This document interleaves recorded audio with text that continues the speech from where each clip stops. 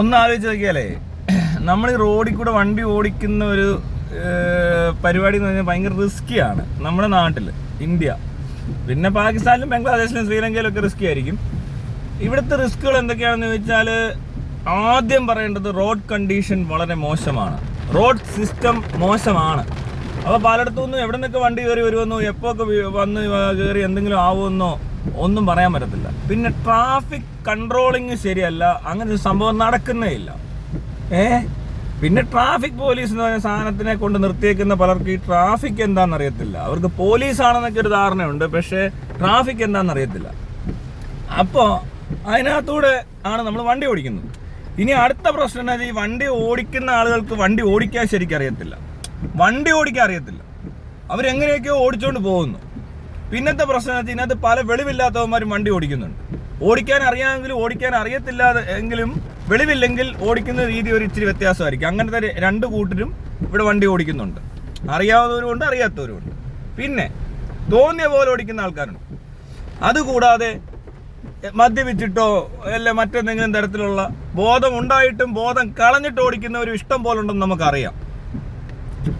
പിന്നെ പോരാത്തതിന് ഈ പറഞ്ഞ ക്ലൈമറ്റിക് കണ്ടീഷൻസ് മാറുന്നതിനനുസരിച്ച് റോഡിന്റെ രൂപവും ഭാവവും ഒക്കെ മാറുന്നുണ്ട്.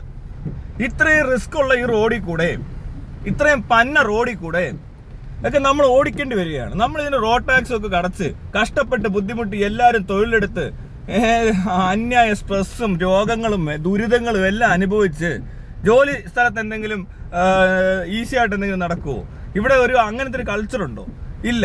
അപ്പൊ ഏറ്റവും കഷ്ടപ്പെട്ടും ബുദ്ധിമുട്ടിയും ജീവിക്കുന്ന ഈ മനുഷ്യർ ഈ റോഡിൽ കൂടെ വണ്ടി ഓടിച്ചും ഇതിനകത്തൂടെ സഞ്ചരിച്ചും എല്ലാ ദിവസവും ഒരു അപകട സാധ്യതയുള്ള ഒരു സ്ഥലത്തൂടെ ഇങ്ങനെ റിസ്ക് എടുത്ത് യാത്ര ചെയ്ത് അതിലും വലിയ റിസ്ക് ഉള്ള ജോലി ചെയ്ത് ചെറിയ ശമ്പളത്തിന് ജോലി ചെയ്യുന്നവരുടെ കാശ് അത് വെട്ടിച്ച് തിന്ന് ഈ പറഞ്ഞവന്മാര്, ഈ ഭരിക്കുന്നവരും അല്ലാത്തവന്മാരും ഇവിടെ കുറെ പേര് കാശുണ്ടാക്കുന്നുണ്ട് ഇതിനകത്തൊന്ന് വെട്ടിച്ചിട്ട്.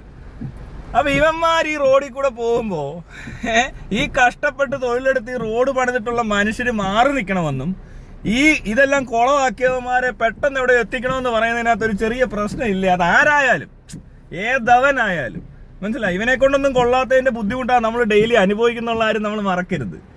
അവൻ എന്നിട്ട് പോകുമ്പോ അവന് മാത്രം ധൃതിക്ക് എത്തണം, അവനെന്തോ മറ്റേതുണ്ടാക്കാൻ പോവുകയാണെന്ന് ഈ റോഡിൽ കൂടെ ഇത്തരം ആൾക്കാർ പോകുന്നുണ്ടെന്ന് അറിഞ്ഞുകൊണ്ട് അവരെ എല്ലാവരെയും ഒതുക്കി മാറ്റി നിർത്തി അവരുടെ എല്ലാം അന്നത്തെ ദിവസം മുഴുവനും ബുദ്ധിമുട്ടാക്കി റോഡിൽ കിടന്ന് പെട്രോളും കളഞ്ഞ് ഇത്രയും പൊല്യൂഷനുമാക്കി തീർത്തിട്ട് മറ്റുള്ളവരെ അത്രയും ബുദ്ധിമുട്ടിച്ചിട്ട്, ഇത്രയും ബുദ്ധിമുട്ടിക്കുന്ന പോരാ, ഡെയിലി നമ്മൾ ബുദ്ധിമുട്ടിക്കൊണ്ടിരിക്കുകയാണ്. എന്നിട്ട് ഇവന് പണി അറിയാത്തതുകൊണ്ടാണ് ഇപ്പോഴും ഇങ്ങനെ കിടന്ന് പാഞ്ഞോടേണ്ടി വരുന്നത്. അല്ലെങ്കിൽ ഇതൊക്കെ മെയിലിൽ കൂടെയോ അല്ലെങ്കിൽ എന്തെല്ലാം രീതിയിൽ ഇവിടെ അഡ്മിനിസ്ട്രേഷൻ നടന്നു പോകും, എന്തെല്ലാം ഓഫീസുകൾ നടന്നു പോകും, അതറിയാത്തത് കൊണ്ട് ഇവൻ ഇതുവഴി പാഞ്ഞ് പൊക്കൊണ്ടിരിക്കുകയാണ് റോഡിൽ കൂടെ. തന്ത്രിയാന്നൊക്കെ പറഞ്ഞുകൊണ്ട് അവനെയൊക്കെ ഇത്ര സ്പീഡിൽ വിട്ടിട്ട് എന്ത് ചെയ്യാനാ? ബാക്കിയുള്ളവരെ തടഞ്ഞു നിർത്തിയാൽ നിന്റെയൊക്കെ തന്നെ അല്ലടാ ഫുഡ് ഇച്ചിരി ഇന്ന് ബിരിയാണി കഴിക്കുന്നിടത്ത് ചോറ് കഴിക്കേണ്ടി വരുന്നത്. അതെങ്കിലും മനസ്സിലാക്കിക്കൊണ്ട് ഇതിനിടയിൽ കൂടെ മര്യാദയ്ക്ക് എന്താ പോയല്ലോ, അതിനിടയിൽ കൂടെ മര്യാദയ്ക്ക് പോകാൻ പറ്റാത്തതിൻ്റെ ഉത്തരവാദിത്വം ആർക്കാണ്? അത് ഇവർക്ക് തന്നെയല്ലേ.